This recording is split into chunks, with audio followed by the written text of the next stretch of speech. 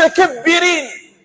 كاين الناس في الدنيا عايشين معنا أعطاه ربي شوية مسؤولية ولا أعطاها ربي علم، يظن نفسه أنه أعلم من الله، يظن نفسه أنه أعلى من الخلق، يظن نفسه يحب رسول الله أنه لا يموت. لا يتكلم مع الناس، يقول له نحتاجك في حاجة يقول لك ما عنديش وقت، والله من بعد نشوف، والله قولوا له ما كانش.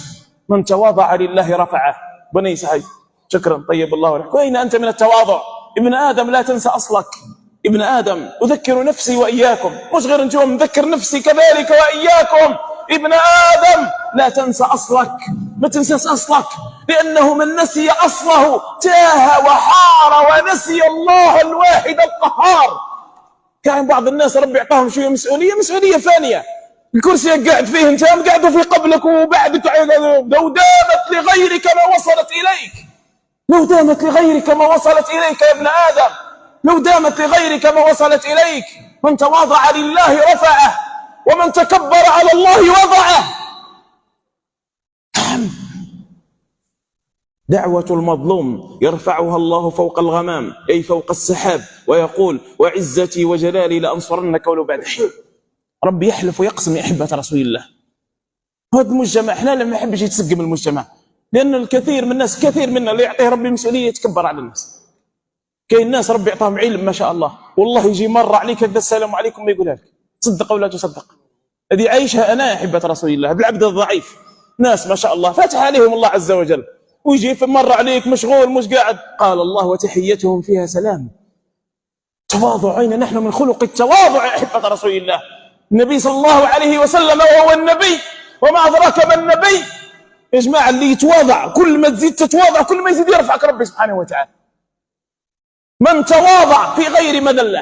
ما نقولش الإنسان يبقى اللي يجي يضربه واللي يجي يضحك عليه واللي يجي، لا، مش هذا هو التواضع. هو أن الإنسان ربي يعطاك مكانة تواضع للناس، تكلم مع الناس، جاوب الناس، سلم على الناس، ابتسم مع الناس، بين للناس أنك واحد منهم يا أحبة رسول الله. هكذا عاش سيد الخلق محمد صلى الله عليه وسلم. قال الله لقد كان لكم في رسول الله أسوة حسنة لمن كان يرجو الله واليوم الآخر وذكر الله كثيرا.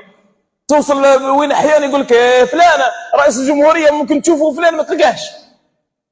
الله أمير المؤمنين سيدنا عمر بن الخطاب وسيدنا أبو بكر الصديق كانت أبوابهم مفتوحة على الناس يا أحبة رسول الله، ولذلك رفعهم الله عز وجل. سيدنا رسول الله صلى الله عليه وسلم في يوم من الأيام سيد الخلق، سيد الخلق، أول من سيدخل الجنة، أول من سيدخل الجنة يمشي في الطرقات يلقى عجوز كبيرة في السن تحمل كيسا، هز شكارة، قال لها يا عجوز نهز معك الشكارة هذه نعاونك. قالت له يا وليدي عاوني، وهي لا تعرف أن الذي تكلمه هو رسول الله صلى الله عليه وسلم. ما على بلاش بلي يتكلم مع سيد الخلق من تواضعه. احنا اليوم الإنسان لازم باش يعرفوه لازم يصوروه، ولازم يحطوا الصور تاعه، ولازم كل ما يعرضوهش يغضب ويتقلق، وكل ما يقولوش السي فلان كذا، وكل ما يقولوش الحاج فلان كذا. يا ودي إن أكرمكم عند الله أتقاكم. يكفي أن يعرفك الله رب العالمين. رب أشعث أغبر ذي طمرين لو أقسم على الله لأبره. كاين الناس احنا ما نعرفهمش ولكن الله يعلمهم من تواضعهم وتعبدهم وتذللهم وزهدهم في الدنيا وحبهم لله ورسوله. يعني أولياء الله احنا ما نعرفهمش، نشوفوهم احنا نحقروهم. ممكن يجي الإدارة يقولوا نستقبلوا إدارة، يستقبل فلان ما يستقبلوش. يا مغبر واحد كيما انت شعرك مطلع ماشي، روح سقم روحك. يا فلان يستقبلك فلان، ما كانش من هذا. هكذا هذا الناس ممكن اللي نحقرهم في المجتمع يقول فيهم رسول الله صلى الله عليه وسلم رب أشعث أغبر ذي طمرين، يلا بزوج حوايج مغبرين، ذي طمرين لو أقسم على الله لأبره. كون يهز يديه الرب يقول أقسمت عليك يا ربي أن تفعل كذا لا فعل. النبي صلى الله عليه وسلم يلقى هذا العجوز القدوة الأسوة، لقد كان لكم في رسول الله. هذا الالتفات درتها البعض لينا والبعض الناس اليوم. من حين إلى آخر الإنسان يمر يشوف مواقف حتى يذكر نفسه والناس، شوف مواقف هكذا تحزن. احنا من أمة محمد وكذا، إنسان الله يبارك فتح عليه ربي مر على الناس وكأنهم حجر، قال السلام عليكم وتحيتهم فيها سلام. ومن تواضع لله رفعه. سيدنا عمر جاه ضيف، سيدنا عمر رضي الله عنه وارضاه جاه ضيف وهو أمير للمؤمنين. عمر أحد العشر المبشرين بالجنة. عمر العدل حيث يدور العدل حيث دار عمر. سيدنا عمر وما أدراك ما سيدنا عمر يا أحبة رسول الله. إذا تكلم أسمع، وإذا مشى أسرع، وإذا ضرب أوجع. سيدنا عمر: وما أدراك ما عمر، يا عمر الخير جزيت الجنة، اكسب بنياتي وأمهن، وكلنا في ذا الزمان جنة، أقسم بالله لتفعلن. هذه امرأة تتكلم مع سيدنا عمر، امرأة زوالية فقيرة، جت لأمير المؤمنين تقول له: يا أمير المؤمنين، يا عمر الخير جزيت الجنة، اكسب بنياتي وأمهن، وكلنا في ذا الزمان جنة، أقسم بالله لتفعلن.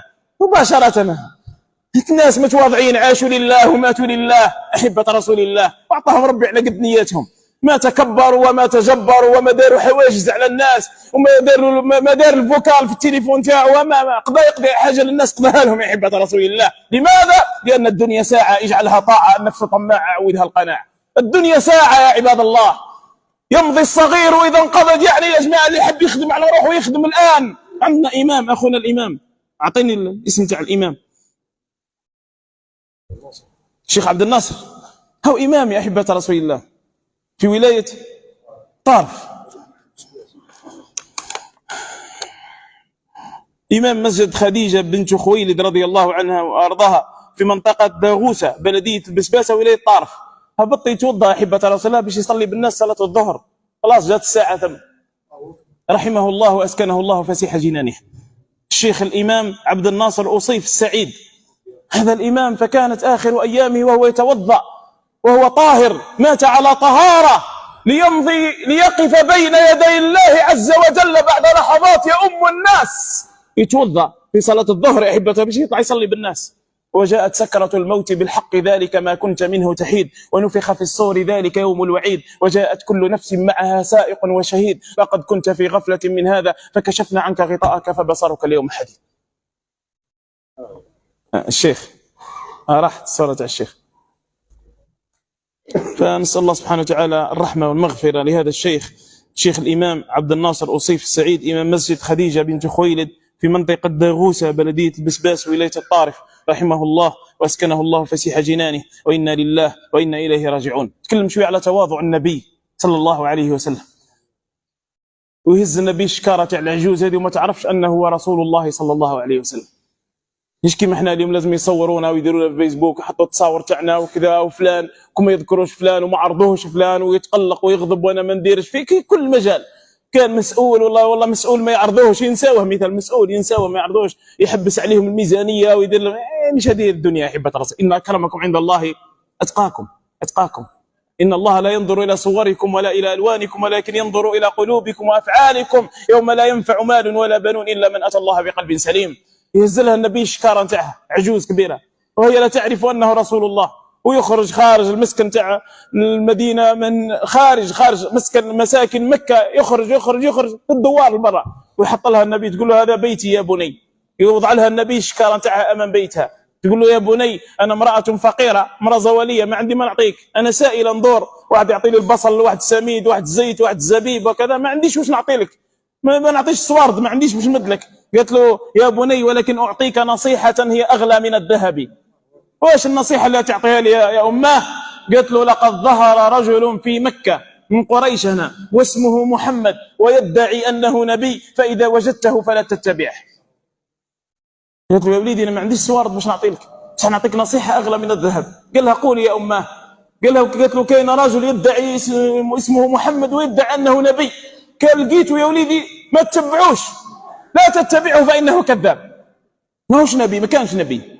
فواحد منا احبه رسول الله لما تقدم له خدمه وهو ما يعرفكش ومن بعد يقول لك كذا فيك وفيك، واش دير له انت؟ اول حاجه تهد الشكاره هذيك انت تضربوا بها يعني مباشره.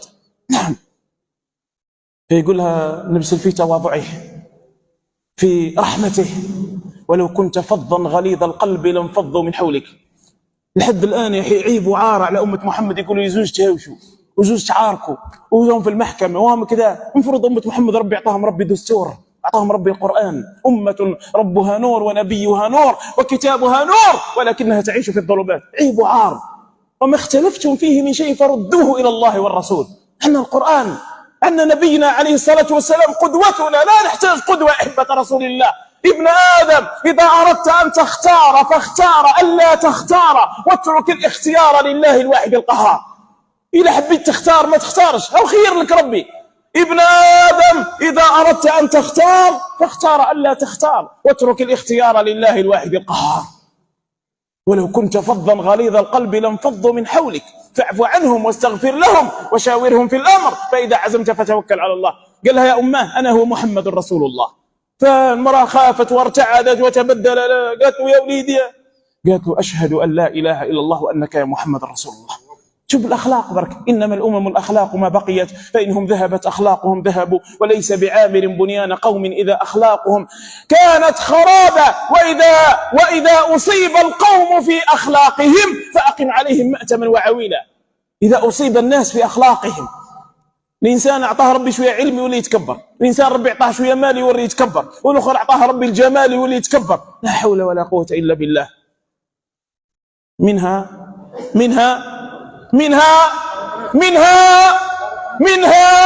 خلقناكم وفيها نعيدكم ومنها نخرجكم تارة أخرى.